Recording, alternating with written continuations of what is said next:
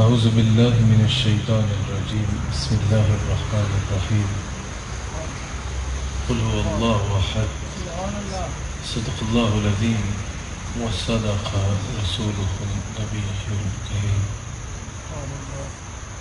سچا ہمارا مالک اور سچا ہمارا خالق کہ سوا اس واحد یکتا کے کوئی عبادت کے لائق نہیں، اور سچے اس کے پیارے حبیب آپ کے اور میرے آقا و مولا رحمت للعالمین خاتم النبیین حضرت سیدنا و مولانا محمد رسول اللہ صلی اللہ علیہ وآلہ وسلم کہ جن کے ذکر کی اس خوبصورت محفل میں اور آپ حاضر ہیں۔ الحمدللہ حضور علیہ السلام کے ذکر کی خوبصورت محفل ہے۔ ہمارے مرشد کریم صدارت فرما رہے ہیں۔ اللہ کریم ہم سب کو اس محفل ذکر مصطفیٰ علیہ السلام کی برکات سے استفادہ کرنے کی توفیق عطا فرمائے۔ الحمدللہ جیسے مجھ سے پہلے ڈاکٹر صاحب نے ذکر کیا کہ ماہ ربیع النور کے خوبصورت مہینے کا آغاز ہونے والا ہے، جس کے بارے میں کسی نے خوب کہا کہ نثار تیری چہل پہل پر ہزاروں عیدیں ربیع الاول، سوائے ابلیس کے جہاں میں سبھی تو خوشیاں منا رہے ہیں۔ حضور علیہ السلام کی آمد پہ خوشیوں کا اظہار کرنا، حضور علیہ السلام کے ذکر کی مجالس پر جانا، حضور علیہ السلام کی آمد پر خوش ہونا، یاد رکھیے گا یہ تعلق بالرسالت کی دلیل ہے۔ یہ دلیل ہے کہ انسان کا حضور علیہ السلام سے تعلق اور رشتہ مضبوط ہوتا ہے۔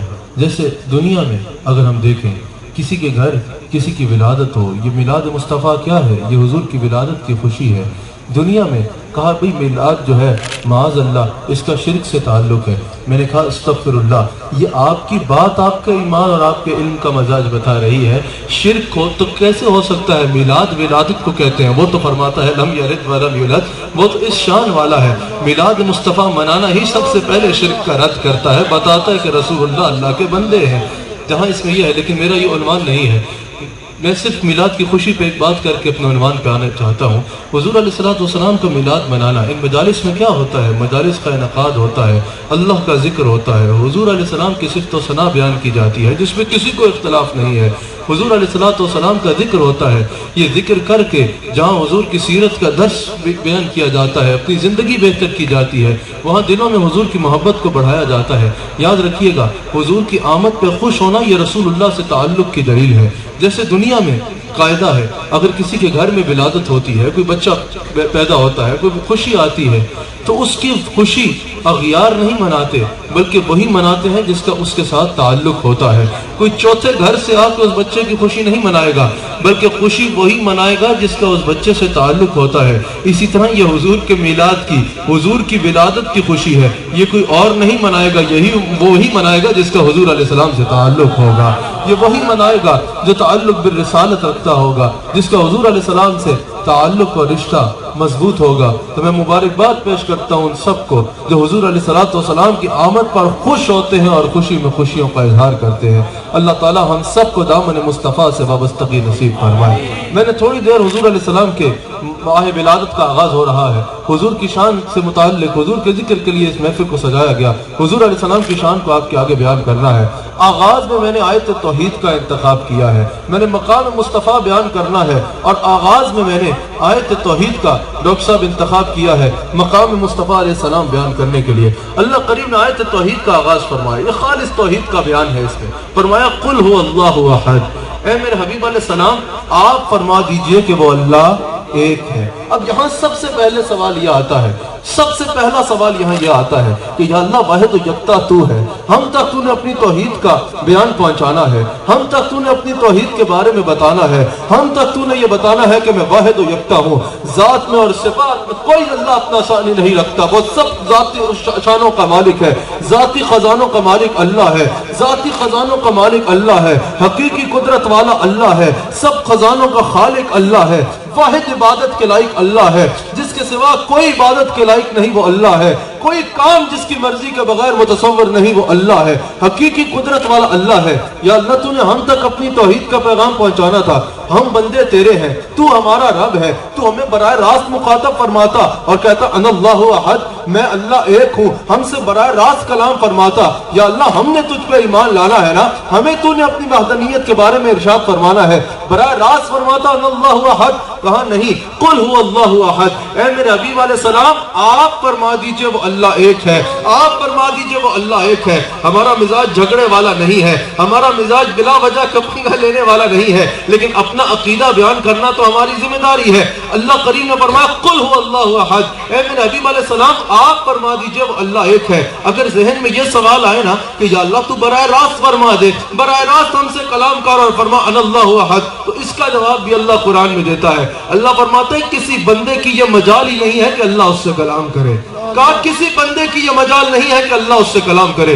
کہا یا اللہ اگر تو کسی سے کلام کر لے تو پھر، کہا ہماری شان ہی یہ ہے ہم جس سے کلام کرے وہ نبی بن جاتا ہے، ہم جس سے کلام کرے وہ نبی بن جاتا ہے۔ اور حقیقت نبوت بھی یہ ہے اللہ جس سے کلام کرے، چاہے وہ فرشتے کے ذریعے فرمائے، چاہے وہ براہ راست فرمائے، چاہے وہ پردے میں رہ کے آواز سے فرمائے، ان تینوں انداز میں وہ جس ذریعے سے بھی کسی سے کلام کر لے وہ نبی بن جاتا ہے۔ حقیقت نبوت بھی یہ ہے اللہ جس سے کلام کرے۔ کہا یا اللہ تو براہ راست ہم سے بات کیوں نہیں کرتا؟ کہا ہماری یہ شان ہی نہیں ہے، ہم نبیوں سے بات کرتے ہیں، نبی ہماری بات لوگوں تک پہنچاتے ہیں۔ میرے سے کسی نے کہا بھئی ہم مصطفیٰ کے توسل کے قائل نہیں ہیں، ہم نے مصطفیٰ کا توسل نہیں اپنانا، ہم تو ڈائریکٹ اللہ سے بات کریں گے۔ میں نے کہا بھائی اللہ نے کبھی آپ سے ڈائریکٹ بات کی کیا؟ کہا نہیں کی۔ میں نے کہا پھر اللہ کی بات آپ تک کس نے پہنچائی؟ کہا نبی نے پہنچائی۔ میں نے کہا بھائی صاحب جب وہ اللہ ہو کے نبی کے ذریعے کے بغیر تم سے کلام نہیں کرتا تو تم بندے ہو کے نبی کا وسیلہ چھوڑ کے اس تک پہنچو گے۔ لوگ کہتے ہیں ہم کو خدا چاہیے، ہم بھی کہتے ہیں ہاں ہاں با خدا چاہیے، پر خدا تک پہنچنے کا زینہ تو ہو، ہاتھ میں دامن مصطفیٰ چاہیے، ہاتھ میں دامن مصطفیٰ چاہیے۔ حشر نے مجھ سے پوچھا خدا نے اگر، یہ بتائے گناہگار کیا چاہیے، عرض کر دوں گا تیری عطا کی قسم مصطفیٰ چاہیے، مصطفیٰ۔ اچھا قل ہو اللہ احد، اچھا حضرت یہ قل جو ہے نا یہ عنوان رسالت ہے، میں ثابت کرتا ہوں یہ قل عنوان رسالت ہے۔ اس کی وجہ رسالت ایک پروسیس کا نام ہے، اللہ رسول سے کلام کرتا ہے، رسول اس کلام کو لوگوں تک پہنچاتا ہے، اس پروسیس کو رسالت کہا جاتا ہے۔ اب یہ قل ہو اللہ احد، یہ قل میں اللہ فرما رہے ہیں میرے حبیب علیہ السلام آپ فرما دیجئے کہ وہ اللہ ایک ہے۔ اللہ تعالیٰ نے آیت توحید میں عنوان توحید سے پہلے عنوان رسالت کا ذکر فرما کے یہ واضح فرما دیا کہ یاد رکھنا کوئی ہمیں 1000 سجدے بھی کر لے ہم اسی کا عقیدہ توحید قبول کریں گے جس کی بنیاد عقیدہ رسالت ہو۔ جو عقیدہ رسالت کو بائی پاس کر کے عقیدہ توحید پہ آئے گا تو یاد رکھنا عقیدہ توحید اہل کتاب میں نقطہ اشتراک ہے، لیکن اہل ایمان کے لیے صرف نقطہ امتیاز نہیں ہے، اہل ایمان کے لیے نقطہ امتیاز محمد رسول اللہ صلی اللہ علیہ وآلہ وسلم کی ذات ہے۔ اچھا اس کی وجہ کیا ہے کہ اللہ تعالیٰ نے پہلے عنوان رسالت ذکر فرمایا؟ جب بھی کوئی کسی چیز کی بات کرتا ہے نا، آپ کے سامنے کسی بھی چیز کا نام لیا جائے تو آپ کا ذہن حواس خمسہ سے سوال کرتا ہے۔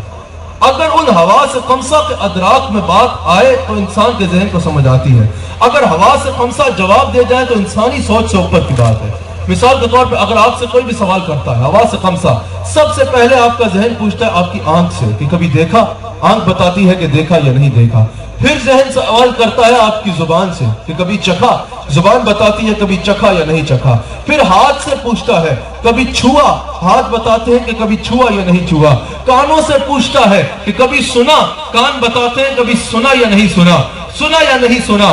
ذہن سے پوچھتا ہے سوچا، ذہن بتاتا ہے کبھی ادراک آیا یا نہیں آیا۔ حواس خمسہ کی بات سمجھ میں ہو تو انسان کی سمجھ میں آتی ہے، اگر حواس خمسہ جواب دے جائیں تو وہ بات انسانی فکر سے ماورا ہوتی ہے۔ اللہ کا نام جب بھی انسان کے آگے آئے نا، آنکھ کہتی ہے دیکھا نہیں، زبان کہتی ہے چکھا نہیں، ہاتھ کہتے ہیں چھوا نہیں، کان کہتے ہیں براہ راست اس کو سنا نہیں۔ یا اللہ تیری توحید پہ ایمان لانا ہے، کیا دیکھ کے ایمان لائے؟ دلیل کیا ہے؟ اللہ نے کہا سب سے پہلی دلیل تو ہم نے عقیدہ توحید سے پہلے عنوان رسالت میں بیان کی ہے. کہا کل یہ جو کہہ رہا ہے لا اس کو دیکھو جس کا بندہ ایسا ہے وہ خود کیسا ہے. وہ ضیاء نور قدیم ہے، وہ دلیل رب کریم ہے، وہ جہاں بھی جلوہ نما ہوئے تو نمایاں شان خدا ہوئے. اب رسول اللہ پہ ایمان رکھنا ہے.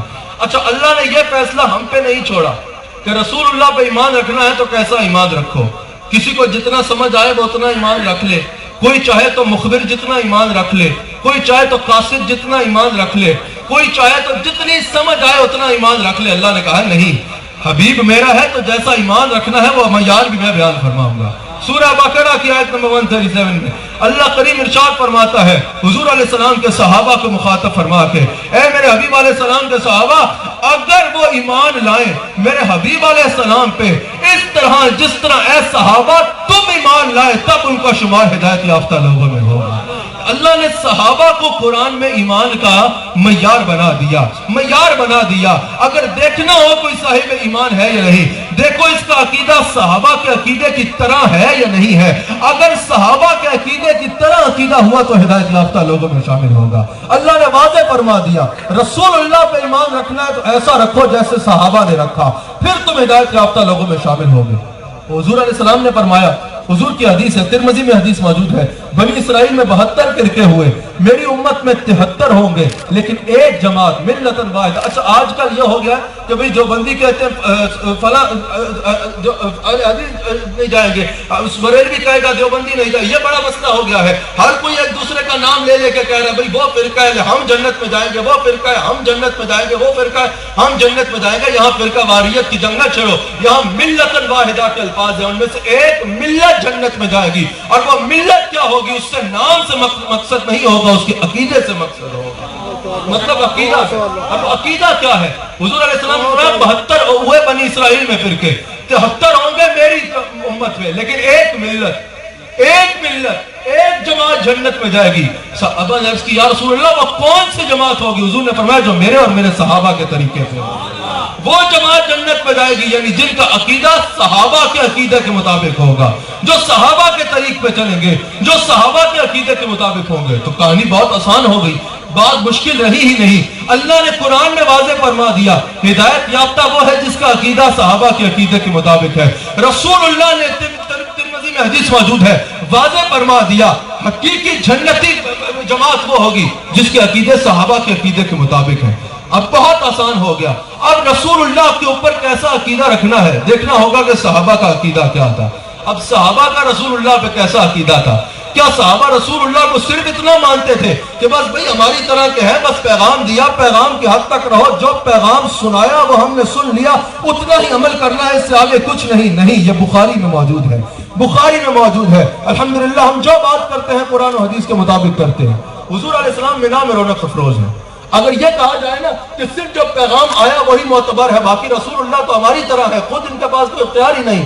بخاری میں موجود ہے حضور علیہ السلام جلوہ گر ہیں، مینا میں جلوہ گر ہیں، خطبہ ارشاد فرما رہے ہیں اور پوچھتے ہیں میرے صحابہ آج کون سا دن ہے؟ سب کو پتا ہے کہ یوم العرفہ ہے، عرفہ جو موجود ہے سب کو پتا ہے کہ یوم النحر ہے، سب کو پتا ہے کہ یوم النحر ہے، مینا میں موجود ہے. سب صحابہ نے یک زبان ہو کے کہا یا رسول اللہ ہمیں نہیں پتا کون سا دن ہے، آپ جانتے ہیں. یہ بخاری میں موجود ہے. حضور علیہ السلام نے فرمایا یہ کون سا مہینہ ہے؟ سب کو پتا ہے کہ حج رمضان میں نہیں کیا جاتا، دور دور سے حج کرنے آئے ہیں ذی الحج میں. حضور نے فرمایا یہ کون سا مہینہ ہے؟ کہا یا رسول اللہ ہمیں نہیں پتا کون سا مہینہ ہے، آپ جانتے ہیں. حضور نے فرمایا یہ کون سا شہر ہے؟ دور دور سے مکہ میں آئے ہیں حج کرنے کے لیے. سب کو پتا ہے کہ حج یمن میں نہیں کیا جاتا، سب کو پتا ہے کہ حج جو ہے وہ ہند میں نہیں کیا جاتا، حج ایران میں نہیں کیا جاتا. سب کو پتا ہے کہ حج مکہ میں ہوتا ہے، دور دور سے سفر کر کے مکہ آئے ہیں حج کی خاطر. حضور فرما رہے ہیں یہ کون سا شہر ہے؟ یا رسول اللہ ہمیں نہیں پتا، یہ بخاری میں موجود ہے. یا رسول اللہ ہمیں نہیں پتا کون سا شہر ہے، آپ جانتے ہیں، بخاری میں موجود ہے. بعد میں کسی نے صحابہ سے پوچھا تم عجیب لوگ ہو، تمہیں نہیں پتا تھا کون سا شہر ہے؟ قرآن نے اس کو مکہ کہا ہے، تمہیں نہیں پتا تھا کہ کون سا مہینہ ہے؟ مہینوں کی ترتیب واضح فرمائی گئی ہے شریعت میں. تمہیں نہیں پتا تھا کہ یہ کون سی جگہ ہے.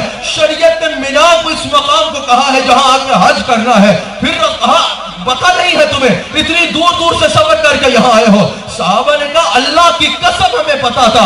کہا اگر پتا تھا تو بولے کیوں نہیں. کہا ہم شریعت کے تابع ہیں, یہ ہماری طرح کا نہیں ہے, یہ شریعت کا مالک ہے. ہم مصطفیٰ کے پیچھے چلتے ہیں, ہم اس کو پہچانتے ہیں مصطفیٰ کی وجہ سے. ہمیں پتا تھا کہ کوئی اس کو مکہ کہا گیا ہے, لیکن ہم بولے اس لیے نہیں. ہمیں یہ تو پتا تھا شہر مکہ ہے, لیکن یہ نہیں پتا تھا مزاج یار کیا ہے.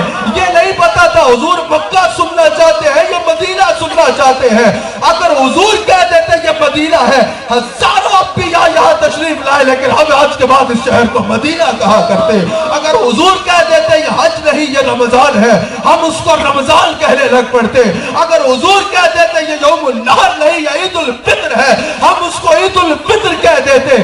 رسول اللہ کی بات کے آگے ہم عقل کے گھوڑے نہیں دوڑاتے. ہم رسول کو کسی دلیل سے نہیں بلکہ ہر دلیل کو رسول اللہ کی وجہ سے معتبر مانتے ہیں. اور یاد رکھنا ہر دلیل رسول اللہ کی وجہ سے معتبر ہے. ہر دلیل رسول اللہ کی وجہ سے معتبر ہے. ہر دلیل کا دار و مدار ذات مصطفیٰ علیہ السلام کے ساتھ ہے. صحابہ رسول اللہ پہ کیسا ایمان رکھتے تھے. صحابہ رسول اللہ کو صرف یہ نہیں مانتے تھے بس رستہ جو دکھا دیا اب اس پہ چلنا ہے, اب نبی کا اور کوئی کام نہیں, بس رستہ دکھانا کام تھا. صحابہ رسول اللہ کو اپنے ایمان کا مرکز مانتے ہیں. صحابہ کے ایمان کا مرکز مصطفیٰ کی ذات اقدس تھی. بخاری میں موجود ہے حضور علیہ السلام ظہر کی نماز پڑھا رہے ہیں. 2 رکعت حضور نے پڑھا لی اور 2 باقی ہیں. 2 رکعت حضور نے پڑھائی, میں اپنی طرف سے باتیں بنا کے نہیں لایا, بخاری میں موجود ہے. 2 رکعت حضور نے پڑھائی اور دل میں خیال آیا کہ قبلہ بدل دیا جائے. میرے سکیزے نے کہا نبی تو ہم جیسے ہیں. میں نے کہا ذرا آپ ذہن میں خیال لاؤ نا کہ قبلہ بدل دیا جائے. خیال سے ایمان جائے گا, خیال سے ایمان چلا جائے گا, اظہار سے شاید مقتدی جان بھی لے لے. ہم نے تمہیں نمازیں پڑھانے رکھا ہے یا قبلہ بدلنے رکھا ہے. رسول اللہ کے دل میں خیال آیا قبلہ بدل جائے. جس کے دل کے خیال سے قبلے بدل جائیں وہ ہم جیسا. خیال آئے تو قبلہ بدل جائے, تم کہتے ہو ہم جیسا ہے. دل میں خیال آیا کہ قبلہ بدل جائے. اللہ کریم نے قرآن کریم میں فرمایا میرے حبیب ہم آپ کی نگاہوں کا آسمان کی جانب اٹھنا دیکھ رہے ہیں. فَلَنُوَلِّيَنَّكَ قِبْلَةً تَرْضَاهَا. ابھی اسی حال میں رائٹ ناؤ میرے حبیب جدھر دل کرتا ہے رخ کو موڑو, ہم اسے قبلہ بنا دیں. ابھی ہم ضرور بنا دیں گے. فَلَنُوَلِّيَنَّكَ قِبْلَةً تَرْضَاهَا. ہم ضرور بنا دیں گے اسے قبلہ جہاں آپ کی منشا ہو. حبیب جدھر دل کرے رخ کو موڑ رہا ہوں اسے قبلہ بنا دیں گے. اب جو بات میں بیان کر رہا ہوں, صحابہ کا حضور پہ کیسا عقیدہ تھا. حضور نماز پڑھا رہے ہیں, یہ وحی کس پہ آئی؟ یہ وحی حضور علیہ السلام پہ آئی. کیا صحابہ پہ وحی آئی؟ ہرگز نہیں. کیا صحابہ نے قرآن اترتے سنا؟ ہرگز نہیں. کیا صحابہ کو حضور نے اشارہ بھی کیا کہ قبلہ بدل رہا ہے؟ بخاری میں کہیں اس کا ذکر نہیں ہے. صحابہ کا وہم و گمان میں بھی نہیں ہے کہ قبلہ بدل رہا ہے. حضور علیہ السلام نماز پڑھاتے ہوئے اپنے رخ کو یہاں سے یہاں کرتے ہیں. صحابہ نے ایک لمحہ نہ لگایا, رخ وہاں سے وہاں کر لیے جہاں حضور کا رخ جا رہا ہے. مجھے سمجھ نہیں آ رہی یہ چہرہ مصطفیٰ پھر رہا تھا یا صحابہ کی عقیدتوں کا قبلہ پھر رہا ہے. حضور کا رخ یہاں ہوا, صحابہ کو یہ نہیں پتا کہ قبلہ بدل رہا ہے. صحابہ کو صرف اتنا پتا ہے چہرہ مصطفیٰ یہاں ہو رہا ہے. صحابہ کا رخ یہاں ہو گئے. نماز کی حالت میں حضور دوسری جانب رخ کر کے چل پڑے. صحابہ نے نمازیں نہ توڑی, پیچھے پیچھے چل پڑے. کوئی پوچھے نا صحابہ سے, او صحابہ اللہ فرماتا ہے نماز پڑھو تو ایسی جو غیر کے تصور سے پاک ہو.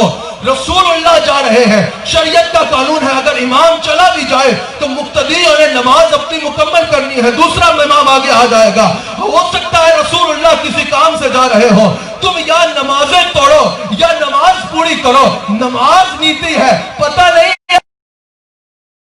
کہ دوسرے کونے پہ جا رہے ہیں. نماز کی حالت میں رسول کے پیچھے چل رہے ہو. صحابہ کا یہی جواب ہوگا, جس جگہ وہ نظر نہیں آتے ہم وہ رستہ ہی چھوڑ دیتے ہیں. نماز کی حالت میں صحابہ حضور کے پیچھے چل پڑے. حضور نے دوسری جانب رخ کر کے نماز پڑھی. صحابہ نے باقی نماز وہاں رخ کر کے پڑھی جہاں حضور نے پڑھی. کوئی سوال نہیں کیا یا رسول اللہ اتنے انبیاء کا جو قبلہ رہا, آج سجدہ اس سے ہٹ کے بیت المقدس کے بجائے بیت اللہ کو کیا جا رہا ہے. صحابہ یہ جانتے تھے قبلہ بنتا ہے اس جگہ ہی ریاض جس جگہ وہ رخ کو موڑ لیتے ہیں. پھر سورہ بقرہ میں ہے۔ اے میرے حبیب علیہ السلام، اس وقت قبلہ بنانے کا مقصد یہ تھا ہم دیکھیں کون رسول کی اطاعت کرتا ہے اور کون الٹے قدم پھر جاتا ہے۔ ہر صحابی نے ثابت کیا ہماری عبادت کا مرکز کعبہ صحیح، لیکن ایمان کا مرکز سیدہ فاطمہ کا کعبہ، ایمان کا مرکز حضور علیہ السلام کی ذات اقدس ہے۔ صحابہ نے ثابت کیا کہ ہمارے ایمان کا مرکز و محور حضور علیہ السلام کی ذات اقدس ہے، اور حضور سے جب عقیدت کا اظہار ہونا تو کھل کے کیا کرو۔ میں نے کہا کہ الحمدللہ ہمارے گھنٹوں کے خطابات موجود ہیں، حضور علیہ السلام کی مجلس سجانا اس کا کیا فضائل ہے۔ صحابہ خود حضور علیہ السلام کی مجلس سجائے بیٹھے ہیں، حضور کے ملنے پہ اللہ کو شکر کر رہے ہیں، حضور مجلس میں آ جاتے ہیں، مسجد نبی میں تشریف لا کے فرماتے ہیں صحابہ تم یہاں جمع ہو کے کیا کر رہے ہو؟ صحابہ نے عرض کی یا رسول اللہ آپ کی تعریف کر رہے ہیں، آپ کے ملنے پہ اللہ کا شکر کر رہے ہیں۔ حضور نے فرمایا اگر تم یہ کر رہے ہو، یہاں تم میرا ذکر کر رہے ہو، وہاں اللہ فرشتوں میں تم پہ فخر فرما رہا ہے۔ مجلس حضور علیہ السلام کے ذکر کی مجلس سجانا، اس میں کس کو اختلاف ہے؟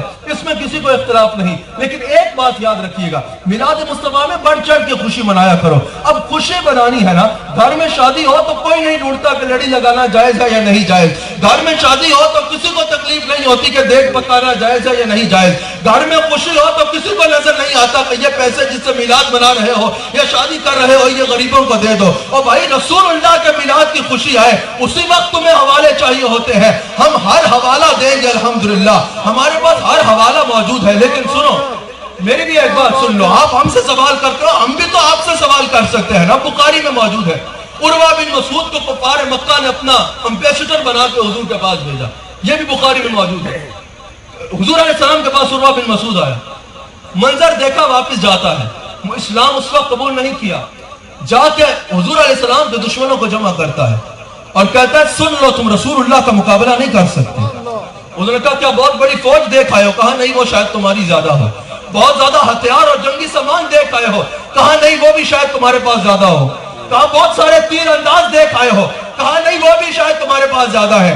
کہا پھر ایسا کیا دیکھ کے آئے ہو کہ ہمیں کہہ رہے ہو کہ ہم ان سے لڑ نہیں سکتے؟ آئے ہیں عروہ بن مسعود نے کہا خدا کی قسم، یہ ایک ایک لفظ بخاری میں موجود ہے، عروہ بن مسعود نے کہا میں نے بڑے بڑے بادشاہ بھی دیکھے ہیں اور بڑے بڑے دربار بھی دیکھے ہیں اور بڑے بڑے بادشاہوں کے غلام بھی دیکھے ہیں، مصطفیٰ جیسا کوئی بادشاہ نہیں دیکھا، دربار مصطفیٰ جیسا کوئی دربار نہیں دیکھا، اور خدا کی قسم جو رسول اللہ کے غلام اپنے آقا سے محبت کرتے ہیں ایسے غلام کسی کے پاس نہیں۔ بخاری میں موجود ہے۔ انہوں نے پوچھا عروہ بن مسعود ایسا کیا دیکھ کے آئے ہو؟ اب یہ بخاری میں موجود ہے، ہم نے دین کسی کی چاہت کے مطابق بیان نہیں کرنا، جو موجود ہے جو پڑھا ہے وہ بیان کرنا ہے، بخاری میں موجود ہے۔ عروہ بن مسعود نے کہا، یہ بخاری میں پھر سن لو، بخاری میں موجود ہے، عروہ بن مسعود نے کہا میں نے دیکھا رسول اللہ نے لعاب دہن پھینکنے کا ارادہ کیا، اپنا تھوک مبارک لعاب دہن پھینکنے کا ارادہ کیا، زمین حسرت بھری نگاہوں سے دیکھتی رہ گئی، کاش یہ دور مجھے نصیب ہو۔ صحابہ نے زمین پہ نہ گرنے دیا بلکہ لے کے اپنے چہروں پہ مل لیا۔ پھر بخاری میں موجود ہے، ہاں میں نے اور یہ دیکھا حضور نے وضو کیا، زمین دیکھتی رہ گئی کہ کاش یہ ایک کچیٹا مجھ پہ گر جائے، کاش یہ کس مبارک پانی کا ایک قطرہ مجھ پہ گر جائے، جن کے طلبوں کا دوول ہے آب حیات ہے وہ جان مسیحا ہمارا ہے، کہ کاش یہ ایک قطرہ مجھ پہ گر جائے۔ عروہ بن مسعود کہتا ہے ایک قطرہ بھی زمین پہ نہیں گرا، صحابہ ایسے لپک رہے تھے حضور کے وضو کے پانی پہ جیسے کوئی خزانے لٹائے جا رہے ہیں، کوئی لے کے پی رہا ہے، کوئی لے کے چہرے پہ مل رہا ہے، کوئی لے کے سینے پہ مل رہا ہے۔ عروہ بن مسعود نے کہا جس کو پانی نصیب نہیں ہوا نا وہ اس صحابی کے ہاتھ سے ہاتھ مس کر رہا ہے جس کو حضور کا تھوک یا پانی نصیب ہوا ہے۔ پھر میں نے دیکھا ہلاک حضور کے منہ مبارک کاٹ رہا ہے، ام ایمن نے کیا کیا وہ بہت آگے کی بات ہے، وہ میں یہاں نہیں کروں گا، امام حاکم کا حالانکہ میرے پاس حوالے موجود ہے، حضور کا بال کاٹ رہا ہے، ہلاک حضور کے منہ مبارک کاٹ رہا ہے۔ عروہ بن مسعود نے کہا میں دیکھ رہا ہوں کوئی صحابی لے کے دستار میں سی رہا ہے، کوئی سینے پہ مل رہا ہے، کوئی وصیت کر رہا ہے میں مر جاؤں تو قبر میں مصطفیٰ کے بال میرے ساتھ دفنا دینا۔ حدیث یہاں ختم ہوئی۔ میں سوال کرنا چاہتا ہوں حضور کے ذکر کی مجلس سجانے میں تو کوئی اختلاف نہیں ہے نا، لیکن اگر کوئی ذرا سی لڑیاں لگا لے تو بھئی یہ لڑی لگانا قرآن میں کہاں لکھا ہے؟ کوئی ذرا سا جلسہ بڑا کر لے کرسیاں لگا لے، بھئی یہ کرسیاں لگانا قرآن میں کہاں لکھا ہے؟ میلاد میں کوئی گھر پہ جھنڈا لگا لے، بھئی یہ جھنڈا لگانا قرآن میں کہاں لکھا ہے؟ کوئی میلاد میلاد کا جلوس نکال لے. میں یہ جلوس نکالنا قرآن میں کہاں لکھا ہے؟ کوئی حضور سے عقیدت کریے، نقش نالین گھر کے باہر لگا لے. میں یہ نقش نالین لگانا گھر کے باہر یہ قرآن میں کہاں لکھا ہے؟ میں نے کہا ہم سے تو پوچھ رہے ہو، ہم تو اپنے عقیدے ثابت کریں گے، لیکن ذرا صحابہ سے پوچھو نا. حضور کا تھوک چاٹ رہے ہو، قرآن میں کہاں لکھا ہے کہ حضور کا تھوک چاٹو؟ حضور کا وضو کا پانی پی رہے ہو، بخاری میں موجود ہے کہ صحابہ نے وضو کا پانی پیا. قرآن میں کس آیت میں لکھا تھا کہ صحابہ حضور کے وضو کا پانی پیو؟ یا بخاری کی حدیث کا انکار کرو یا پھر اپنے عقیدے کی وضاحت پیش کرو. اور صحابہ حضور کے منہ مبارک اپنی دستاروں میں رکھ رہے ہیں. ذرا صحابہ سے پوچھو نا کہ رسول اللہ کے بال اپنی دستاروں میں سیو. قرآن کی کس آیت میں لکھا ہے کہ ایسا کرو؟ حضور نماز میں قبلے سے منہ ہٹائے، صحابہ قبلے سے منہ ہٹا لیتے ہیں. ذرا پوچھو صحابہ قرآن میں کہاں لکھا تھا کہ ایسے کرو؟ قرآن میں تو لکھا تھا غیر کا تصور ہی نہ رکھو. تم یہ کیا کر رہے ہو؟ صحابہ کا بھی یہی جواب ہے، ہمارا بھی یہی جواب ہے. ہاں وہ عقیدت کا اظہار غلط ہے جس کا شریعت سے ٹاکرا ہو رہا ہو. وہ عقیدے کا اظہار غلط ہے جس میں شرک کا پہلو آ رہا ہو. وہ عقیدے کا اظہار غلط ہے جس کا ثبوت نہ ہو. لیکن اگر تم یہ کہتے ہو کہ یہ میلاد کا انداز کہاں ہے تو ہم بھی یہی کہیں گے جو صحابہ کا جواب ہے. ارے نادان، عشق کی عبارت صرف کتاب پہ نہیں، یہ تو عاشقوں کے دلوں پہ لکھی ہوتی ہے. یہ تو عاشقوں کے دلوں پہ لکھی ہوتی ہے. عشق کی عبارت عاشقوں کے دلوں پہ لکھی ہوتی ہے. اور رسول اللہ کے ساتھ اپنے عقیدے مضبوط رکھو. کہا بھئی حضور تو ہے نہیں. میں نے کہا اس میں بھی صحابہ کا عقیدہ دیکھ لیتے ہیں. صحابہ کا کیا عقیدہ تھا؟ تفسیر کبیر میں بھی موجود ہے، کئی تفاسیر میں موجود ہے کہ جب حضور علیہ السلام کے صحابی حضرت سیدنا صدیق اکبر رضی اللہ تعالیٰ عنہ، ان کا وقت آخر آیا نا، تو صدیق اکبر نے وصیت کی کہ جب میں مر جاؤں نا تو میری میت کو اٹھانا اور دروازہ مصطفیٰ پہ رکھ دینا. امام فخر الدین رازی نے تفسیر کا ذکر کیا ہے، کہا جب میں مر جاؤں تو میری میت کو اٹھا کے رسول اللہ کے دروازے پہ رکھ دینا اور رسول اللہ سے پوچھنا یا رسول اللہ غلام حاضر ہے، کیا حکم ہے؟ میں نے 5 سے 7 منٹ میں کیونکہ بات کو سمیٹنا ہے، آپ کی توجہ درکار ہے. یا رسول اللہ غلام حاضر ہے، کیا حکم ہے؟ صدیق اکبر کا وصال ہو گیا. اب اگر صدیق اکبر کی بھی یہ بات صرف جذبات میں بنی ہوتی تو صحابہ یہ عمل نہ کرتے، لیکن صحابہ نے عمل کیا. ان کا جنازہ اٹھانے والے کون تھے؟ حضرت عمر فاروق تھے، حضرت عثمان غنی تھے، مولا کائنات زوج بطول حضرت علی رضی اللہ تعالیٰ عنہ تھے. دروازہ مصطفیٰ کی میت کو رکھا، کہا یا رسول اللہ غلام حاضر ہے، کیا حکم ہے؟ امام فخر الدین رازی نے بھی لکھا، صحابہ کہتے ہیں ہم نے خود دیکھا حضور کی قبر انور سے آواز آتی ہے کہ میرے غلام کو میرے قدموں میں دفن کر دیا جائے، حبیب کو حبیب سے ملا دیا جائے. ابن ماجہ میں بھی حدیث موجود ہے، حضور علیہ السلام نے فرمایا کہ مجھ سے کوئی بھی درود پڑھے، کہیں سے بھی درود پڑھے، میں سنتا ہوں اور جواب عطا فرماتا ہوں. صحابہ نے کہا یا رسول اللہ جب آپ قبر انور میں جلوہ گر ہو جائیں گے تب؟ حضور نے فرمایا اللہ نے زمین پہ حرام کیا ہے کہ انبیاء کے اجسام کو کھائے. فَنَبِيُّ اللَّهِ حَيٌّ يُرْزَقُ، اللہ کے نبی زندہ ہیں اور انہیں رزق دیا جاتا ہے. کسی نے خواجہ حبیب الرحمن رحمۃ اللہ علیہ سے پوچھا حضرت پھر شہید میں اور نبی میں کیا فرق ہے؟ شہید کو بھی رزق دیا جاتا ہے، نبی کو بھی رزق دیا جاتا ہے. آپ نے تشریح کرتے ہوئے کہا فَنَبِيُّ اللَّهِ حَيٌّ يَرْزُقُ، نبی کو اس لیے دیا جاتا ہے کیونکہ اللہ مُعْطٍ وَأَنَا قَاسِمٌ، نبی اس کو کائنات میں تقسیم فرماتا ہے. حضرت ابو ایوب انصاری رضی اللہ تعالیٰ عنہ حضور علیہ السلام کے صحابی ہیں. اس میں صحابہ کا کیا عقیدہ ہے؟ حضرت ابو ایوب انصاری رضی اللہ تعالیٰ عنہ حضور علیہ السلام کی قبر انور پہ سر رکھ کے رو رہے ہیں. امام حاکم نے اس کو نقل کیا اور اپنی فریادیں کر رہے ہیں. ایک بہت شرارتی، ہمیں تو ذرا بھی اس کی عقیدت نہ ہے اور نہ اللہ نصیب کرے. جن کو نصیب ہے بس ہم یہی کہتے ہیں جو جس سے محبت کرے وہ اس کے ساتھ ہو. ہم تو حسینی ہیں اور حسینی ہی مرنا چاہتے ہیں اور حسین کے سائے میں ہی اٹھنا چاہتے ہیں. مروان بن حکم، ہمارا نہ ذرہ برابر اس کا احترام ہے اور نہ عقیدت ہے. مروان بن حکم آتا ہے ابو ایوب انصاری کو جھنجھوڑتا ہے اور جھنجھوڑ کے کہتا ہے ابو ایوب انصاری یہ کیا بدعت کر رہے ہو، ایک پتھر سے باتیں کر رہے ہو. ابو ایوب انصاری نے کہا مروان بن حکم بھاگ جا، میں کسی پتھر سے بات نہیں کر رہا، میرے آقا زندہ ہیں، میری فریاد کو سن بھی رہے ہیں اور میری جھولی کو بھر بھی رہے ہیں، میری جھولی کو بھر بھی رہے ہیں.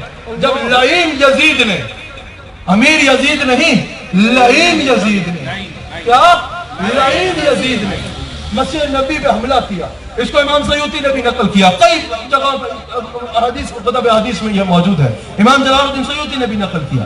جب لعین یزید نے مسجد نبی پہ حملہ کیا, 3 دن اور 3 راتیں مسجد نبی میں اذان و اقامت روک دی. اس لعین نے صرف واقعہ کربلا ہی نہیں, اس کی بدماشیاں کسی سے چھپی ہوئی نہیں ہیں. 3 دن اور 3 راتیں اس یزید کی وجہ سے جب مسجد نبی میں اذان و اقامت رک گئی. حضرت سعید بن مسیب کہتے ہیں ہم سب صحابہ پریشان تھے کہ اب 3 دن اور 3 راتیں یا جب تک یہ سلسلہ جاری رہا مسجد نبی میں نماز نہیں ہوگی. امام سیوطی نے بھی نقل کیا, امام حاکم نے بھی نقل کیا, دیگر کئی کتب حدیث میں موجود ہے. امام حضرت سیدنا سعید بن مسیب رضی اللہ تعالیٰ عنہ راوی ہیں, وہ کہتے ہیں ہم سمجھتے تھے کہ اب اذان و اقامت رک جائے گی, لیکن وہ تینوں دن حضور کی قبر انور سے اذان کی بھی آواز آتی تھی اور اقامت کی بھی آواز آتی تھی. الحمدللہ ہمارے عقیدے, ہم نے عشق کے نام پہ نئے بازار گرم نہیں کیے. ہمارا ایک عقیدہ قرآن و حدیث سے ثابت ہے. میں نے جو شروع میں توسل کی بات کی نا رسول اللہ کے ذریعے سے, اسی پہ اپنی بات کا اختتام کرتا ہوں. رسول اللہ صلی اللہ علیہ وسلم کا وسیلہ سب سے مضبوط وسیلہ ہے.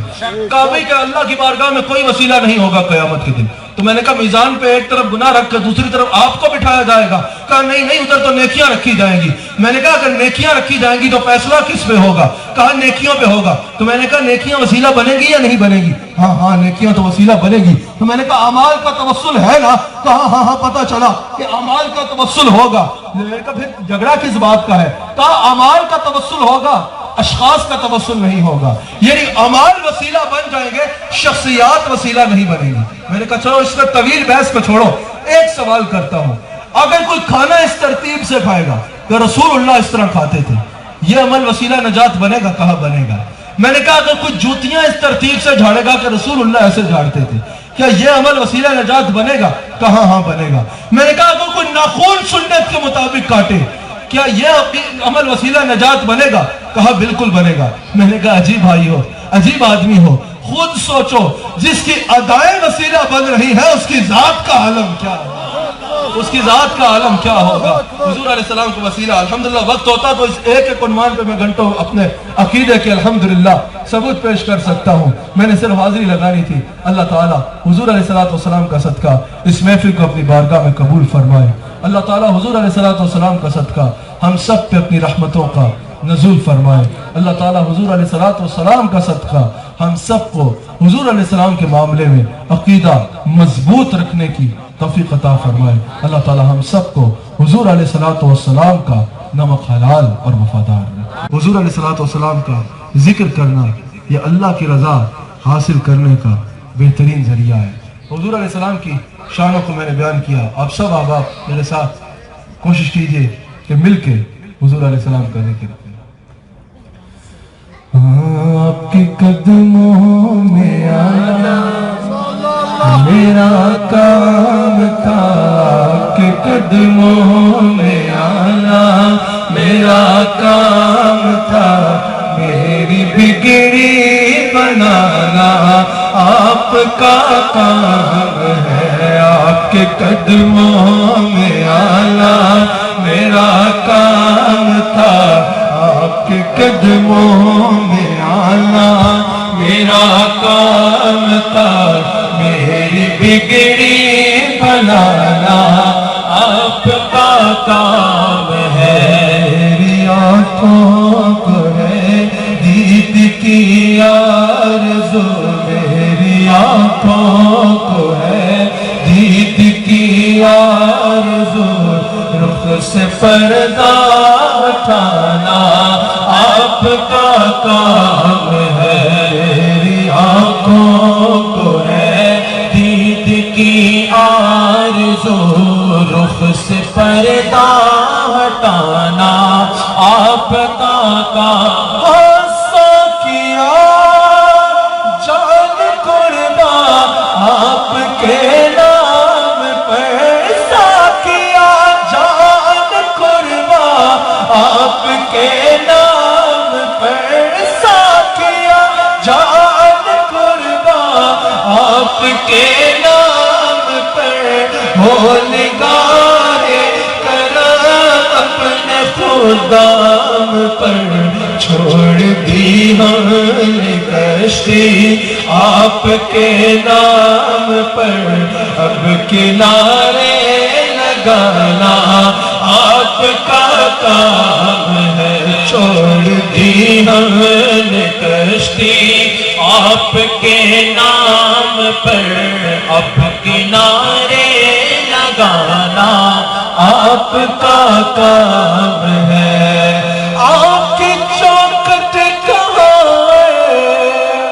کہاں یہ جبھی آپ کی چوکھٹ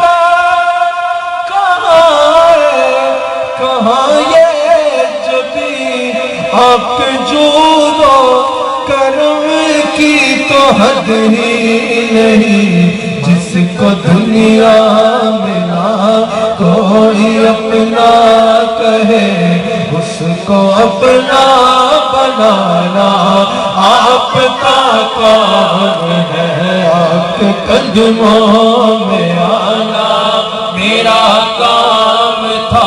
آخر میں کیونکہ حضور کے میلاد کے مہینے کا آغاز ہو رہا ہے، فلک کے نظاروں زمین کی بہاروں، فلک کے نظاروں زمین کی بہاروں، سبھی نے مناؤ حضور آ گئے ہیں، حضور آ گئے ہیں، حضور آ گئے ہیں،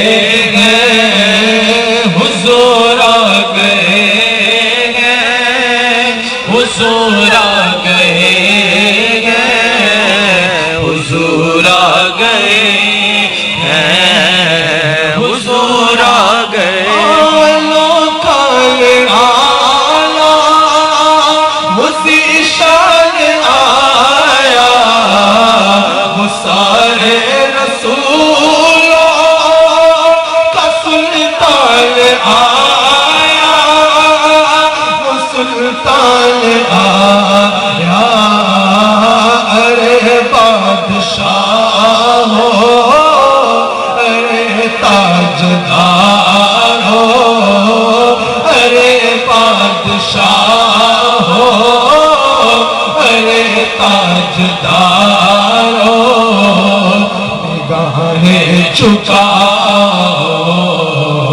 حضور آ گئے ہیں، حضور آ گئے۔ بھیجے آج مجھے در طرف تو خالی نہ بھیجے آج مجھے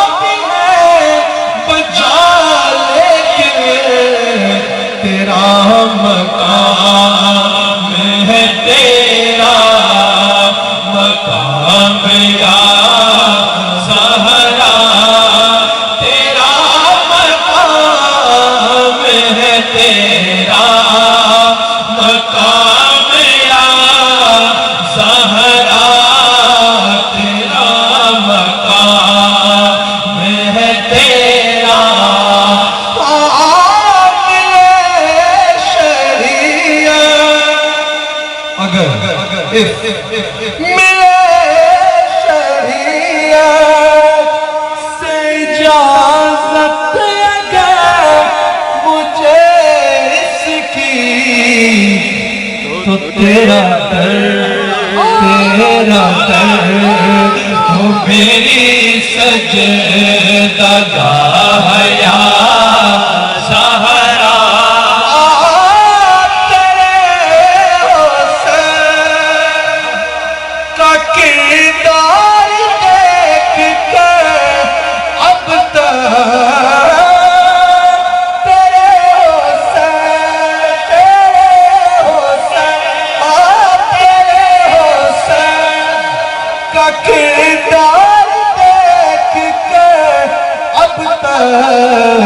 پکارتے ہیں ملک واہ واہ یا زہرا پکارتے ہیں ملک واہ کھڑے پانا تیرے در پر اور ہے انبیاء میں تیرا احترام یا زہرا صاحب آپ نے حملے مقدمہ لڑا ہے الحمدللہ صرف باتیں نہیں کی آنکھ میں آنکھ ڈال کر مقدمہ لڑا ہے الحمدللہ اور یہ کہا ہے اللہ نے یہ کر کے دکھا دیا کہ جو سیدہ سلام علیہا کا ذکر مٹانا چاہے گا وہ خود مٹ جائے گا یہ ذکر نہیں مٹے گا کیونکہ اصل سے لکھا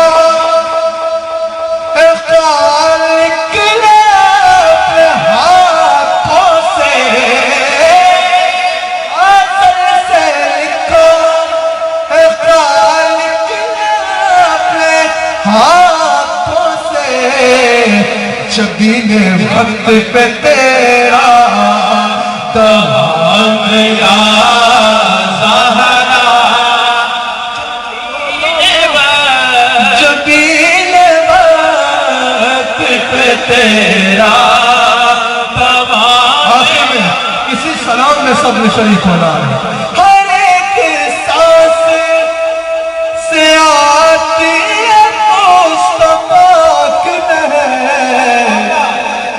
حضرت عائشہ فرماتی ہے بخاری میں موجود ہے فاطمہ اٹھتی ایسے ہے جیسے مصطفیٰ اٹھتے فاطمہ بیٹھتی ایسے ہے جیسے مصطفیٰ بیٹھتے فاطمہ چلتی ایسے ہے جیسے مصطفیٰ چلتے فاطمہ بولتی ایسے ہے جیسے مصطفیٰ بولتے دکھنے میں فاطمہ ہے لیکن نظر مصطفیٰ ہر ایک سانس سے آتی ہے مصطفیٰ کی مہر تیری حیات پہ لاکھوں سلام یا زہرا تیری بس اس کے بعد بات نہیں کرنی سب ایک بار یہ کہہ لو سیدہ کی حیات پہ سلام میں جو تیری حیات پہ لاکھوں سلام یا زہرا تیری حیات پہ لاکھوں سلام یا زہرا ایک فقیر تیری گرد راہ یا زہرا